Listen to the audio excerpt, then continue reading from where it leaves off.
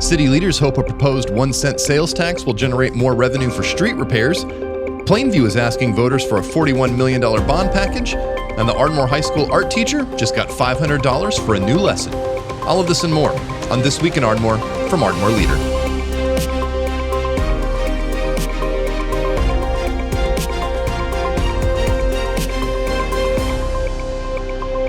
I'm News Director Michael Dean Smith. Thanks for downloading episode of 48 of This Week in Ardmore. This is a weekly podcast from Ardmore Leader dedicated to independent coverage of local news. Let's catch up on a few things I've been following around Ardmore, Oklahoma for the week of January 23rd. The Ardmore City Commission on Tuesday called for an April election for voters to decide the fate of a proposed 1-cent sales tax in the city. Officials say the $3.8 million currently generated each year for a street improvement fund will not touch the more than $250 million worth of repairs identified by engineers for street conditions and flooding issues.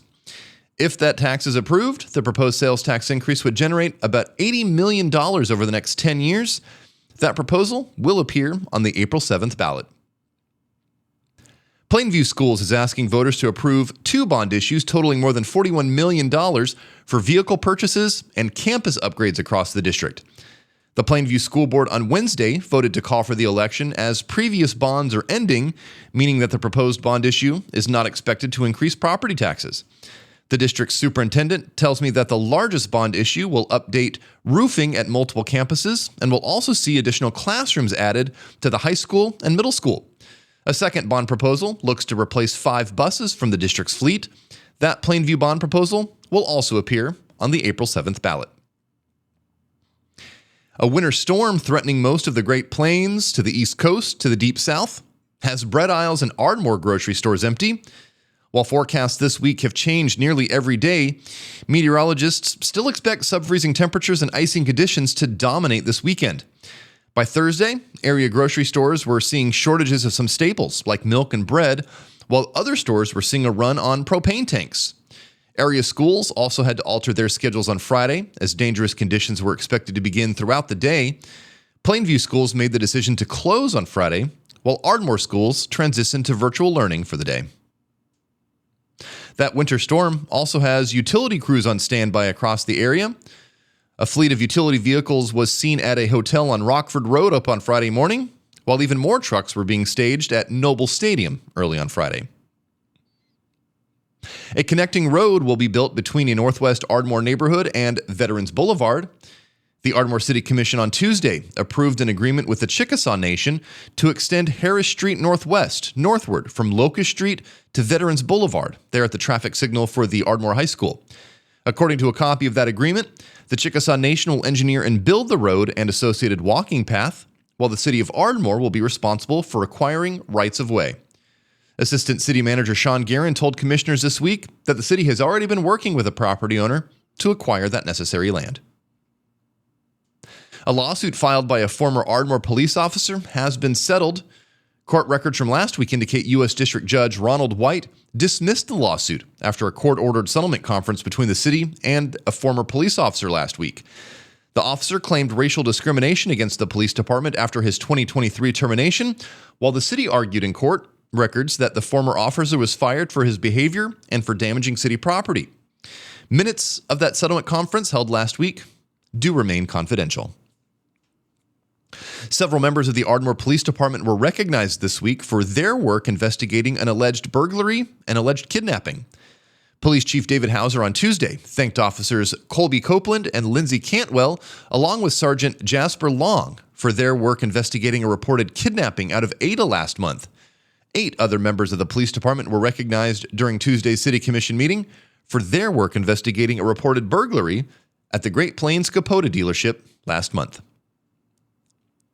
Plenty of Ardmore residents braved the cold wind back on Monday to celebrate the legacy of Martin Luther King Jr. Over 30 groups participated in the annual parade that dates back to the 1980s, before the town then gathered at the HFV Wilson Community Center to hear a keynote address from broadcast engineer and Ardmore High School graduate Greg Turner. A full recording of this year's parade can be found on the Ardmore Leader Facebook page or by visiting ardmoreleader.com over the weekend. The Ardmore Chamber of Commerce has announced some leadership changes as part of their economic vision plan. The chamber on Friday announced Kelly Murphy Fryer as the organization's executive vice president and Janie Otten as the chamber's new vice president of tourism. Friday's statement says that Fryer has leadership experience from her time as the marketing director for Cross Timbers Hospice and working with other civic organizations, while Otten moves into her newly created role after previously serving as the chamber's vice president of membership and events. After the news, we'll catch up with Ardmore financial advisor Cody Steele. We'll get a look at how some stocks of local interest are performing, plus we'll hear his market snapshot commentary from Friday. But before we move on, I do want to make a correction to an early release from last week's podcast.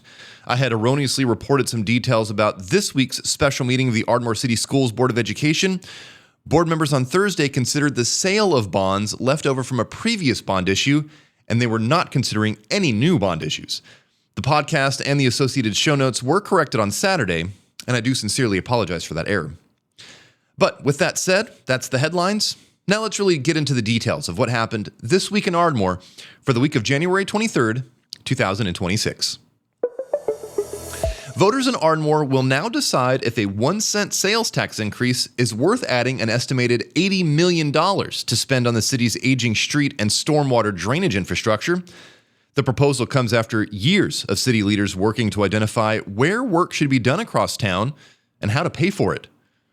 Discussion during Tuesday's regular meeting of the Ardmore City Commission answered some questions about what needs to be accomplished to improve street conditions and drainage and how much it's expected to cost. City Manager Kevin Boatwright said a recent assessment by an engineering firm found more than $250 million worth of work needs to be done to improve some of the worst street conditions and flooding issues. Our current revenue stream would not allow us to make a substantive, positive impact in solving our driving, our surfaces of our roads, and the flooding that we have throughout town. After a 4-0 vote in favor of the proposal going to voters, with Commissioner Doug Fow absent on Tuesday, Monday's proposal now calls for voters to decide the fate of that additional 1% sales tax for most purchases made within the city of Ardmore. If it's approved by voters in April, the sales tax would go into effect coming up on July 1st and would end after 10 years on June 30th, 2036. Commissioner Cheryl Ellis asked Boatwright to confirm the roughly $3.8 million budget for the city's street improvement fund. He said that revenues for that fund in recent years have been around that mark and that supplementing it by pulling from other city funds still won't make an impact. If you look again at a $200 million plus problem and you're looking at it at $3.8 million at the time, you're never really going to get there.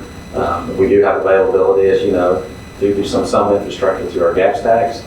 That is primarily used, as you all know, for our police and fire capital. So even if we were to add some of that, half of that, whatever you want to say, again, we're not going to make substantive, large improvements, I don't think, without some help. According to a copy of the 2025-2026 budget that is available on the city's website, both the city's GAPS tax fund and the street improvement fund each collect about $3.8 million annually in taxes. The city's street improvement fund dates back to the early 1980s, while that GAPS tax, standing for Giving Ardmore a Plan for Success, well, that dates back to 2003 and was actually renewed by city voters in 2023 for another 10 years. Each of those funds receives a 1/2 cent sales tax from every dollar spent in Ardmore, according to that current city budget. Stepping back and looking at data from the Oklahoma Tax Commission, Ardmore currently collects a 9.125% sales tax on most purchases made within the city limits, but not all of that goes to city coffers. The state receives 4.5%, while the county receives 0.875%. Leaving 3.75% of collected sales taxes for the city. Across Carter County, 3 cities currently have sales taxes lower than Ardmore's, ranging from 2% to about 3.5%. That's in Springer, Ratliff City, and Gene Autry. Sales taxes in Dixon, Healdton, and Lone Grove sit at 4%, while Tatum's collects a 5% municipal sales tax. Vice Mayor David Plesher asked about the possibility of using certain grant money to help offset the cost to the city for maintaining roads. Boatwright said that one particular grant is being used to help pay for downtown parking, but it cannot be used for citywide road maintenance, but that grants tied to a downtown master plan actually could help pay for at least some of the issues related to downtown drainage. When we did the P3 grant with Ardmore Main Street Authority for the parking lot, when we were there, that's when we found out more information and that there was quite a bit of money in that fund.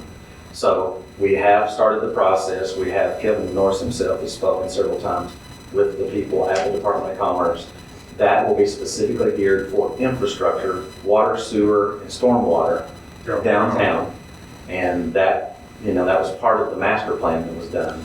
That measure will appear on the local April 7th ballot. Voters must be registered with the Carter County Election Board by March 13th. Plainview School Board members have put forward 2 bond proposals for district voters coming up in April, with the largest $41 million bond aimed at campus-wide upgrades. Now, while many of the projects include HVAC or roofing at multiple school buildings across the district, major projects include additional space at multiple buildings for both education and athletics. Here is Plainview Public Schools Superintendent Carl Stricker speaking after Wednesday's special meeting. Complete classroom addition onto the high school, additional classrooms on the middle school. It will include a practice gym, wrestling area, and storage and a cheer area on the activity center. Now, the proposal also calls for technology and vehicles for the district, with a second bond proposal aiming to purchase 5 school buses for the district. Stricker said that these proposals are being put forward as other bond obligations are rolling off, meaning that approval by voters on that April 7th ballot would not result in a tax increase. He said other projects include roofing and HVAC projects at both the middle school and the intermediate elementary school, new roofing at the auditorium, as well as upgrades to baseball and softball facilities, including new locker rooms. Both of those measures will appear on the local April 7th ballot. Voters must be registered with the Carter County Election Board by March 13th. The Ardmore City Commission on Tuesday approved an agreement with the Chickasaw Nation that will see a connecting road and walking trail between Harris Street Northwest and Veterans Boulevard. Assistant City Engineer Sean Guerin told commissioners that the Chickasaw Nation would cover costs associated with the engineering and construction of that project up to $2.5 million. Our requirement in the agreement is to get the right-of-way, which we've been working on for a little while, and we still continue to work on that. The project will also include the roadway, updated traffic signals at the current intersection of Veterans Boulevard, and the Ardmore High School entrance, along with the continuation of the walking trail that currently runs along the north side of Veterans, or also known as State Highway 142. So it won't be just a road, it'll be a road, it'll be a trail, and signage out on 142. So it's a pretty good project. Now, art mediums can sometimes be as creative as the art itself. Some artists like to use paint, light, words, or other ways to tell stories to express emotions, or maybe they just want to do it for the sake of art.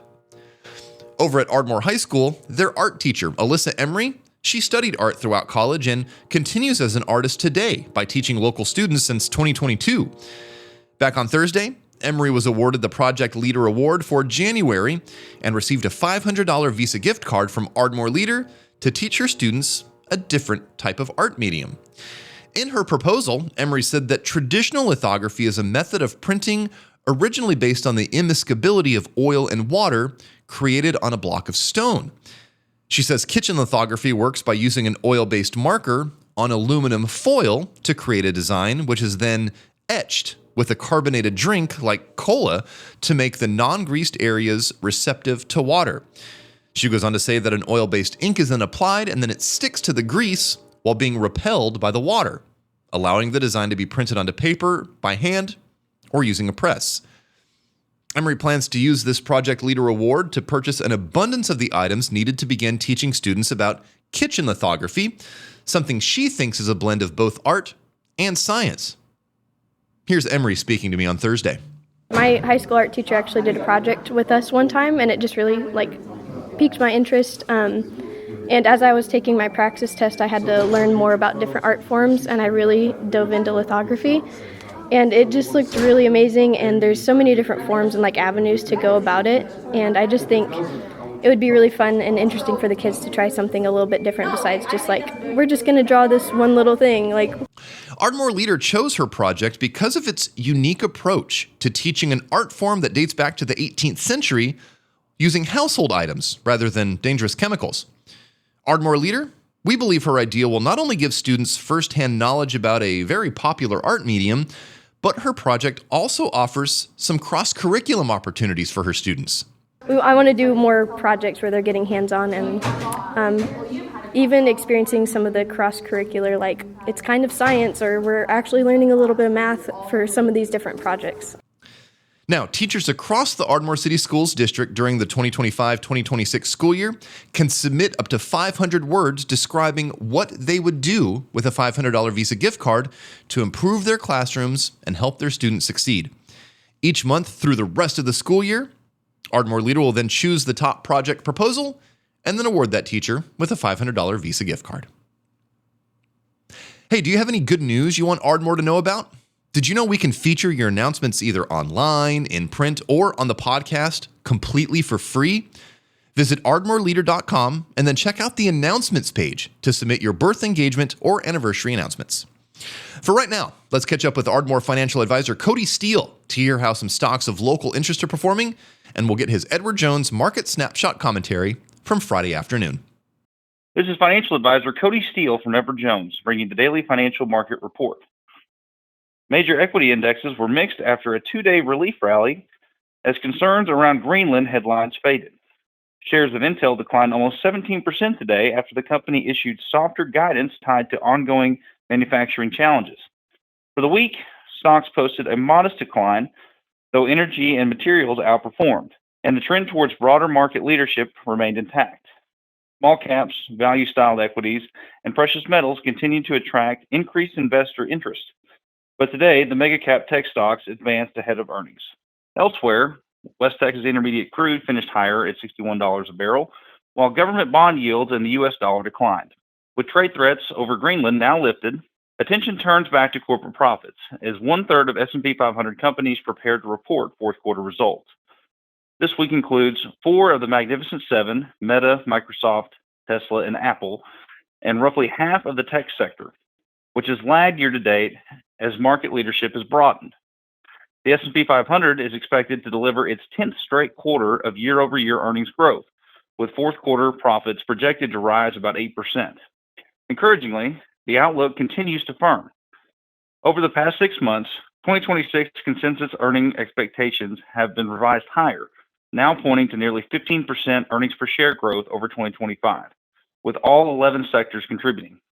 In our view, the fact that profits have accelerated without a meaningful increase in headcount highlights rising productivity. The first Fed meeting of the year takes place next week, and no policy change is expected, with bond markets pricing in only a 3% chance of a rate cut. Recent economic data continues to show solid growth and steady labor market conditions, suggesting policymakers are comfortable pausing on rate cuts for now. The White House is expected to announce a new Fed chair soon, with Kevin Warsh or Rick Ryder reportedly leading candidates. Meanwhile, the Supreme Court appeared skeptical of President Trump's attempt to remove Fed Governor Cook, with several justices expressing concern about preserving Fed independence. This dynamic is one reason the markets now expect a slightly flatter path of rate cuts, with Fed funds rate projected to end the year near 3.2% versus 3% priced in last month. Despite the political backdrop, we believe monetary policy will remain anchored to the data, and regardless of who becomes the next chair, they will hold just one vote on a 12-member committee, with 5 votes belonging to a rotating group of regional Fed presidents chosen by the reserve banks.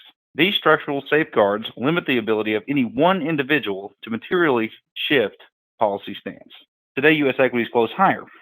The Dow closed down 285 points, or 0.58%, at 49,099. The NASDAQ closed up 65 points, or 0.28%, at 23,501. The S&P 500 closed up 2 points, or 0.03%, at 6,916. And in the bond market, 10-year Treasury yields are trading at 4.23%, lower by 0.02 percentage points. In local stocks of interest on Friday, Halliburton was up 56 cents to $34.28 a share.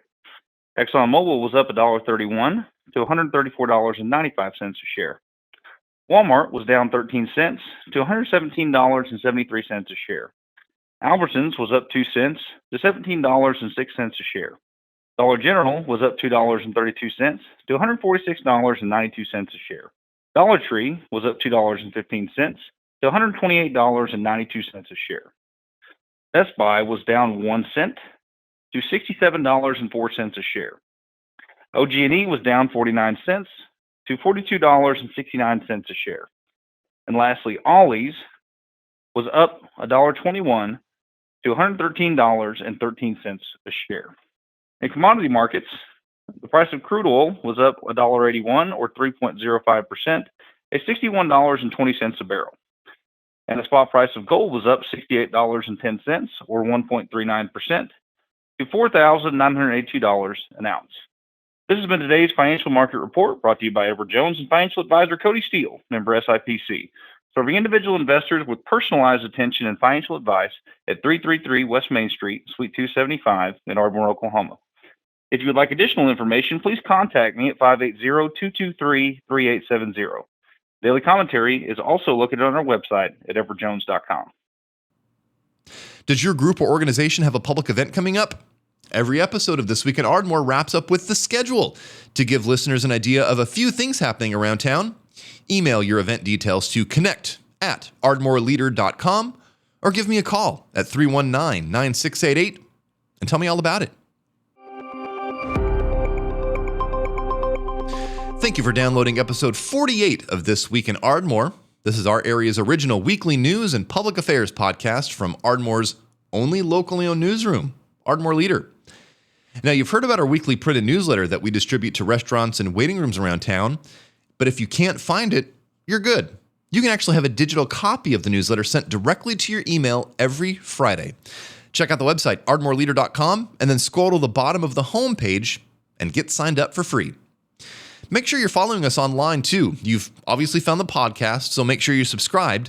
Links and details are over on our independently owned podcast server, listen.ardmoreleader.com, or just search for Ardmore Leader wherever you stream music and podcasts. We're also on centralized and decentralized social media, anywhere from Facebook to Mastodon. Just search Ardmore Leader. You can also find our content paywall free at ardmoreleader.com. And hey, if you want to be part of the podcast, I invite you to sound off on the podcast, on our website, and even in our weekly printed newsletter. We've got a letter to the editor in the newsletter this week, and with elections coming up, I want to hear your thoughts. Visit ardmoreleader.com and submit your letter to the editor there. You can also record a voice note on your smartphone and then email that to soundoff@ardmoreleader.com.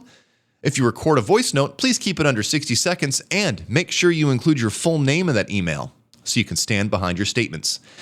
And if you want to share some of your photos from this weekend's winter storm, send us your pictures either on social media or email them to connect@ardmoreleader.com. You can also text them to me if you want, 580-319-9688. If your group or organization has a public event coming up, let me know, and I'll see about getting it on the schedule. This is a weekly calendar of events on our area's original local news and public affairs podcast, This Week in Ardmore. Now, in public meetings next week, the Carter County Commission will hold their regular meeting on Monday morning, January 26th at 9 a.m.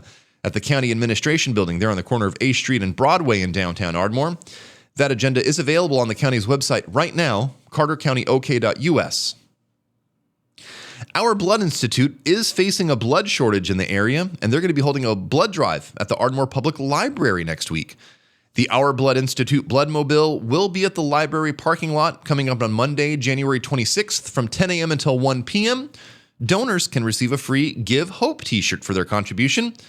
Again, the Bloodmobile will be at the Ardmore Public Library on Monday, January 26th, beginning at 10 a.m. Are you an AFOL? That stands for Adult Fan of Legos. And if so, you might be interested in a new program launching at the Ardmore Public Library. An organizational meeting will be held coming up on Wednesday, January 28th at the library for the Lego Legion. This is a new group of Lego lovers 18 and up. That meeting is coming up again on January 28th at 7 p.m.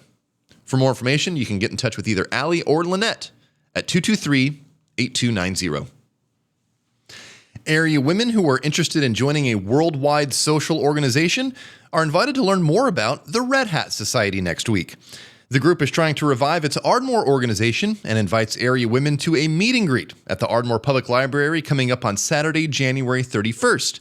Women can meet other Oklahoma women in the organization and learn about the sisterhood that looks out for each other as we all grow older. The Red Hat Society's meet and greet is coming up for area women on Saturday, January 31st from 10 a.m. until 2 p.m. in the Smith Room of the Ardmore Public Library. I'm Ardmore Leader News Director Michael Dean Smith. Thanks for listening to episode 48 of This Week in Ardmore. Follow us online, ardmoreleader.com, or on social media. And until next Friday, I hope you have a positive and warm week ahead.